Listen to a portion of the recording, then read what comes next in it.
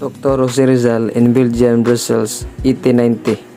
I am Romas Wenceslao, and my members are Chelmet Lapina and Arnolfo Jr. Biinot.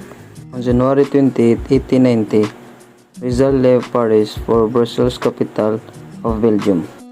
There are two reasons which forced Rizal to leave Paris.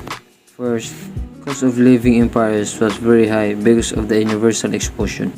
Second, gay social life of the city hampered his literary works, especially the writing of his second novel, El Filibertarismo.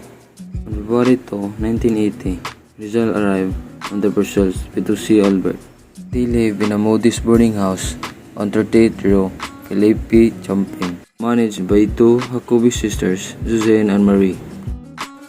Later, Albert left the city, and he was replaced by Jose Alejandro, an engineering student. In Brussels, Rizal was busy reading his second novel, which was a continuation of an early. Aside from writing his chapter, he also wrote articles for La Solaridad and letters for his family and friends.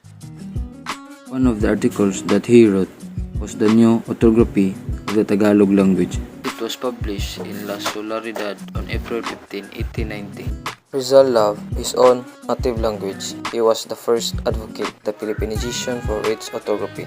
Here are some his precise Tagalog words. Araw, the letter of O was replaced by W and written into Araw with W. Salakot, the letter C was replaced by Ki and written by Salakot with Ki. Rizal was inspired to write his new orthography of Tagalog language by Dr. Trinidad Espardo de Talavera. He is the author of the Sanskrit in the Tagalog language, published in 1884. Rizal received a news from Juan Luna and Valentin Ventura that the Filipinos in Spain were destroying the good name of their nation by gambling. Rizal wrote a letter to Del Pilar to remind the Filipinos in Madrid that they did not come to Europe to gamble but to work for their fatherland freedom. The gambling Filipinos in Madrid were angry when they learned the result, were realizing they called Rizal as Papa or Pope instead of Pepe. The bad news from home hurt Rizal. The Calamba and Guardian trouble was getting worse. Dominican ordered pawn and sold in court, and the Rizal family were persecuted.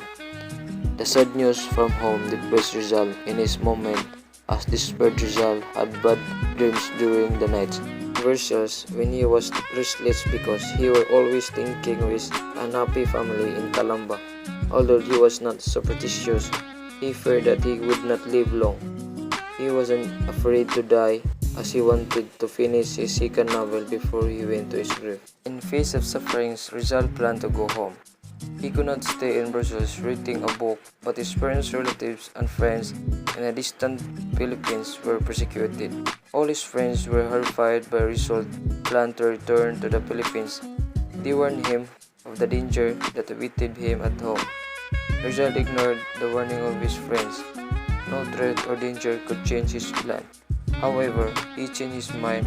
It is because of the letter from Fasciana that they lost the case against the Dominican in Manila, but they appealed it to the Supreme Court in Spain. But a lawyer was needed to handle it in Madrid. Rizal changed his plan, and he will handle the case. He wrote another letter to Ponce that he would arrive in Madrid about the 3rd or 4th on August. Rizal wrote a pathetic poem during those days when he was worried by his family's disasters. As he was preparing for his trip to Madrid, there are two things that brought some cheer to sorrowful Rizal. First was Live Summertime Festival of Video, which was celebrated in carnival style with a colorful costume and fantastic clothes. Second was his romance with Petite Jacobi, the pretty niece of his landlady. Suzanne fell in love with Rizal. She cried when Rizal left Brussels from Madrid at the end of July 1890, stopping a few days in Paris.